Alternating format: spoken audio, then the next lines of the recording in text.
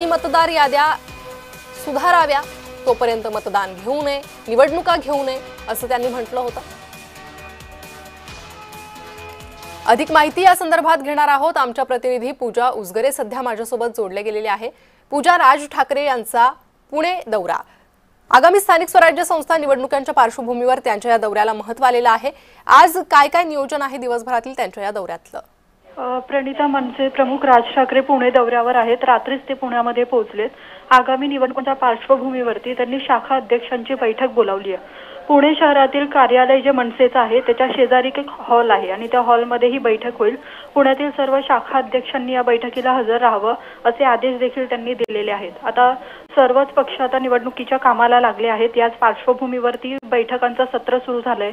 पालिकेची रणनीती आखली जाणार आहे आणि पदाधिकाऱ्यांना ही निवडणूक जिंकण्यासाठी काय काय करावं लागणार आहे याचे आदेश सुद्धा ते देणार आहेत। पूजा, धन्यवाद या सविस्तर माहितीसाठी।